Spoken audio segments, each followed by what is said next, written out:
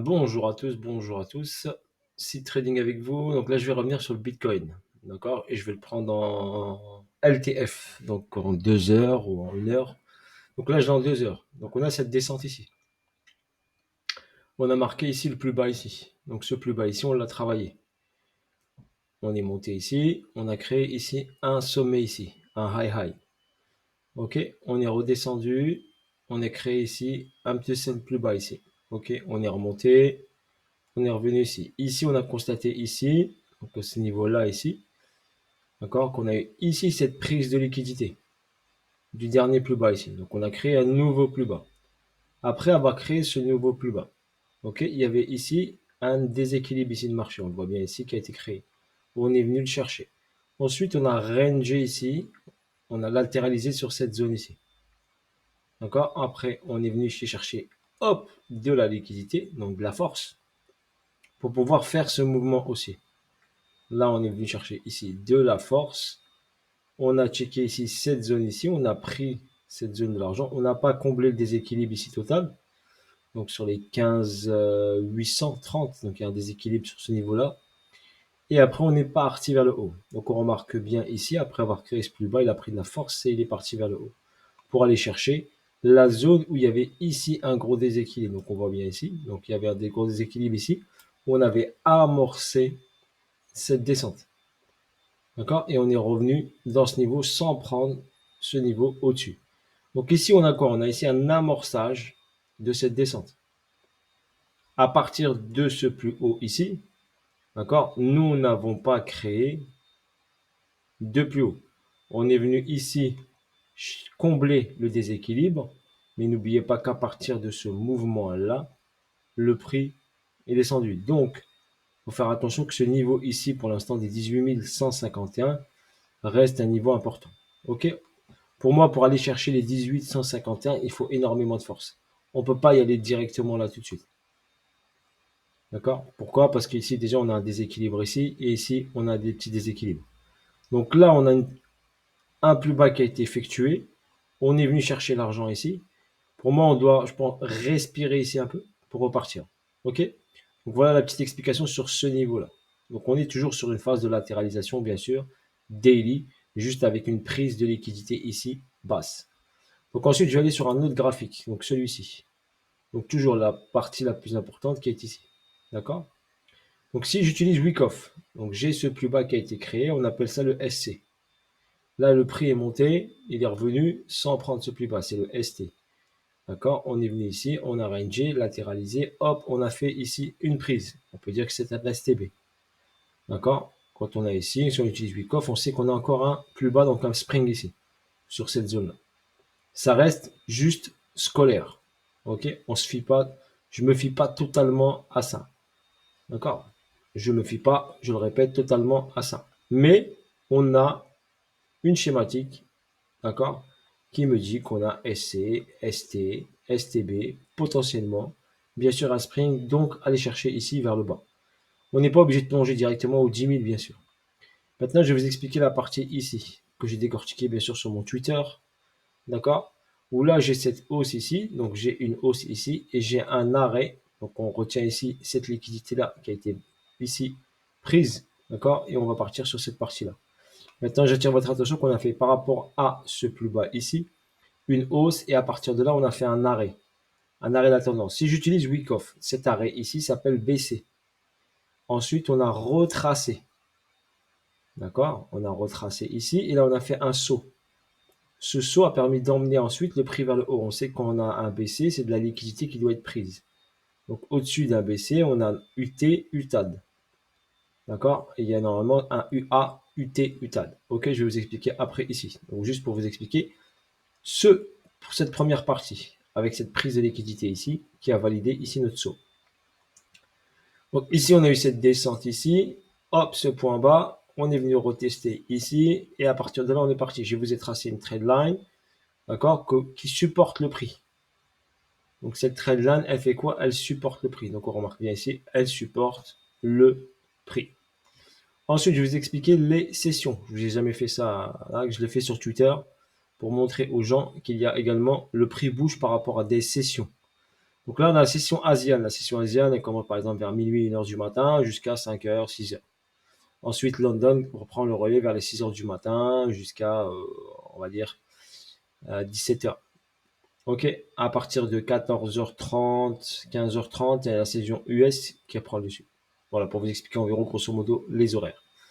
Donc là, bien sûr, l'Asienne, elle a fait quoi ici? L'Asienne a fait, la session Asienne a fait pump. London a fait une latéralisation. New York a fait quoi? Une manipulation. Et derrière, l'Asian Session, d'accord, de mercredi, nous a fait ce beau mouvement aussi. D'accord? En créant ce gros mouvement aussi, bien sûr, il a créé ici un gros déséquilibre. D'accord? Sur la zone des 16 470. Donc on a ici un déséquilibre qu'il faut garder. C'est pour ça que j'ai mis un petit dollar ici. Donc cette zone-là, si je la tire ici comme ça, on remarque bien, cette zone-là, elle est ici. On est venu ici la titiller, d'accord, sur la session US. Donc après, on a eu quoi ici? Donc le gros pump sur la session ASEAN, qui nous a validé quoi? Il nous a validé ici à 3h15 du matin, la prise de liquidité du BC.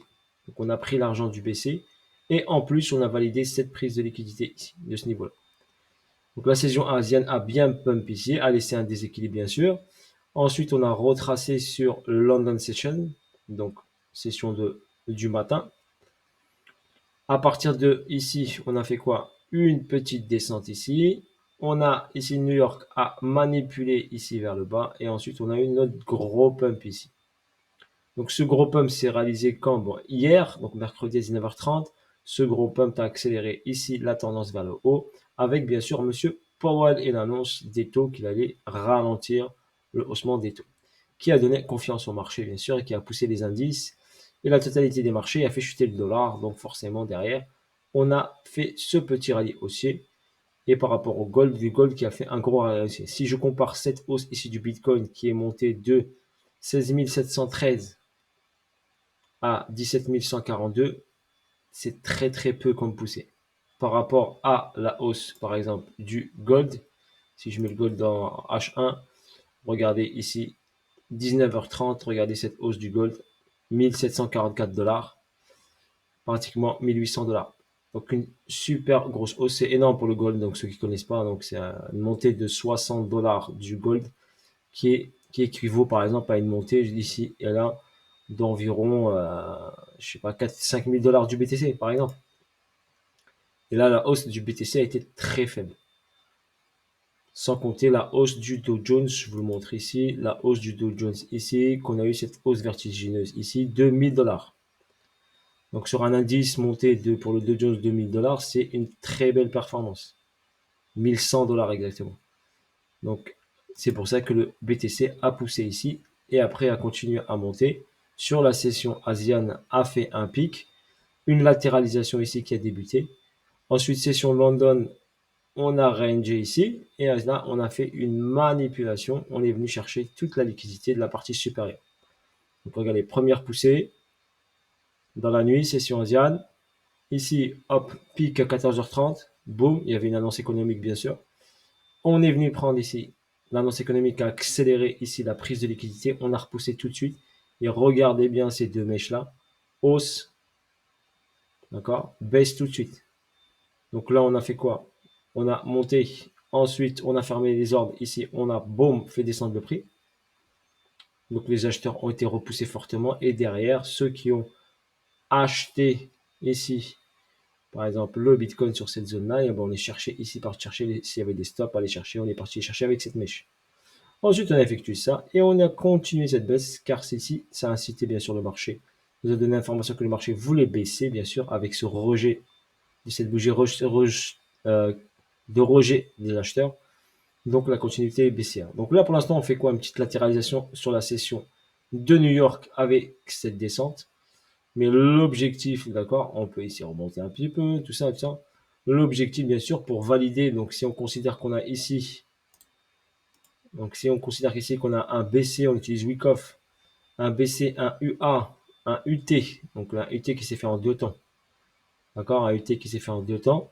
On aura une descente ici, on doit aller chercher quoi? Eh ben, on va chercher une partie qui est entre le ici le baisser ici. Donc, on peut aller dans cette zone-là d'imbalance ici sur les 16 400. Donc, valider ça, aller chercher ici, hop, potentiellement cette UTAD ou retester l'UT, voir une dernière petite poussée ici vers le haut pour ensuite aller chercher vers le bas et aller chercher ce lolo qui est ici là. On peut aller chercher, c'est la liquidité quarantaine. Donc, si c'est une distribution, ce niveau des 15 995 sautera. On ira chercher cette poche de liquidité, voire faire un dernier plus bas et pourquoi pas faire notre spring que je vous ai montré sur ce graphique ici. Donc, aller chercher ici ce beau petit spring ici en dessous et pourquoi pas valider ce spring et on s'en va. Ok, c'est ce qu'on pourrait potentiellement voir. Donc ici, SC, STB, le spring il était là.